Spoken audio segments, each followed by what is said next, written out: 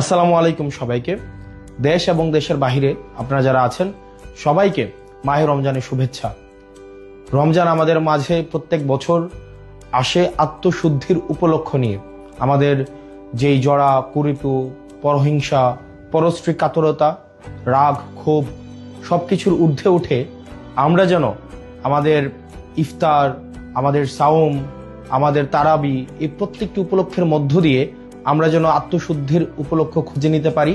আল্লাহ আমাদের সেই তৌফিক দান করুক এবং সবাই যেন আমরা এই পরিশুদ্ধির মধ্য দিয়ে আমরা যেতে পারি এবং আমরা তাকওয়া অর্জন করতে পারি। এই রমজানে প্রত্যেক বছর দেখা যায় কিছু অসাধু ব্যবসায়ী সিন্ডিকেট প্রতি বছর এই রমজানের উপলক্ষে তারা দ্রব্যমূল্যকে পুঁজি করে, দ্রব্যমূল্যকে একরকমের সিন্ডিকেট করে আমাদের সাধ্যের বাহিরে নিয়ে যায়।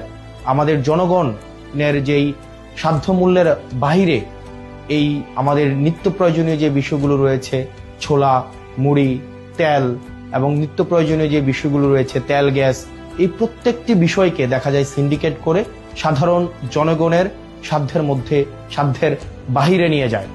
আমরা সরকারের কাছে আহ্বান থাকবে যেন এই সিন্ডিকেট, মাফিয়া, লুটেরা এবং চাঁদাবাজদের বিরুদ্ধে বিগত সময়ের মতো অন্তর্বর্তীকালীন সরকার গত বছর রোজায় যে ধরনের কঠোর ব্যবস্থা নিয়েছে এবং এই নিত্য প্রয়োজনীয় বিষয়গুলো যেভাবে মানুষের সাধ্যের মধ্যে ছিল, এই বছর যেন সাধ্যের মধ্যে থাকে সে বিষয়ে যথাযথ ব্যবস্থা নেবে।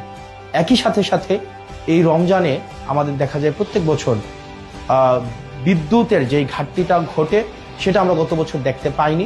আমরা প্রত্যাশা থাকবে প্রত্যেকটা মুসলিম যেন এই রমজানে তার ইবাদত ভালোভাবে করতে পারে, নির্বিঘ্নে করতে পারে। এই জন্য নিরবিচ্ছিন্ন বিদ্যুৎ সরবরাহ যেন ধর্মীয় প্রতিষ্ঠানগুলো এবং বাড়িতে নিরবিচ্ছিন্ন বিদ্যুতের যেন ব্যবস্থাটি সুনিশ্চিত হয় সে বিষয়ে যথাযথ ব্যবস্থা নেবে।